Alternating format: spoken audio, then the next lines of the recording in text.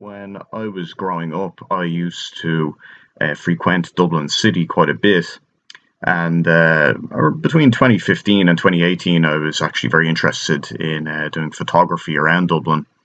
And one of the pictures I took during that time, around 2018, at O'Connell Bridge, was this photo of the River Liffey and Dublin City, of course, being lit up in the background, and the depth and the scale how far I could see, basically really captured my kind of attention at this time. And this was taken on O'Connell Bridge with a view out to the River Liffey, and I actually published it. I liked it so much, I actually published it on this site Redbubble for T-shirts and so on. But this kind of brings me to the kind of travesty that happened yesterday, and just how heartbreaking it is to witness the decline of Dublin into thuggery and basically chaos. And it's sad to say, but those of us with our eyes open could see this kind of looming, kind of like storm crows on the horizon, or more appropriately, storm seagulls on the horizon for many years. But it's still nevertheless heartbreaking to witness this happen, and having actually a family member that works in Dublin at the time and was in it, witnessing it firsthand, quite frightening and quite alarming. But nevertheless, the night didn't last forever. The chaos of the night, it was eventually quashed by the very brave work of the Irish Garda Síochána.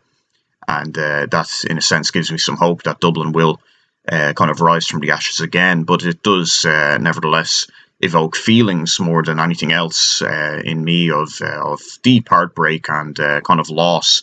I think many people around the country right now are going to feel a feeling almost akin to mourning of the city they once knew, and kind of the kind of results of last night going to linger in the public discourse and imagination for many weeks, if not months, to come.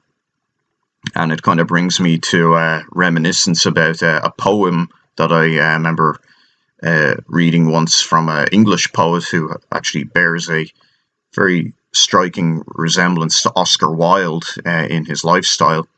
And funnily enough, it's on this website here, which has it as a Friday poem. And it's a lovely poem called Into My Heart an Air That Kills by A.E. Hoosman.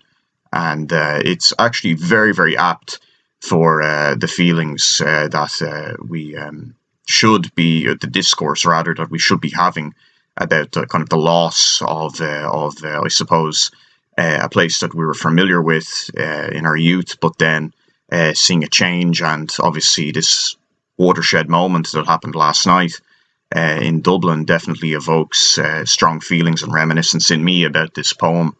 So I can just read it because it is actually a very nice poem. Into my heart an air that kills from yon far country blows. What are those blue remembered hills? What spires, what farms are those? This is the land of lost content. I see it shining plain. Those happy highways where I went and cannot come again.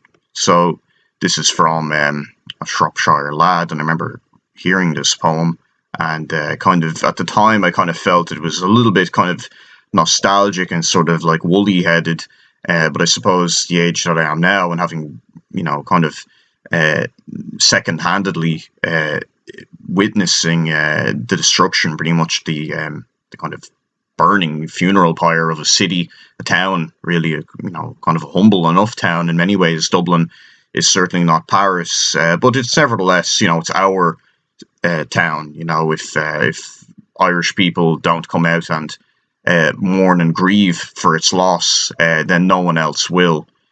People around the world have, kind of commented on this happening, but it's really up to us, people in this country, no matter our nationality, but people living here, to really grieve and to kind of come together after this horrible event that's happened.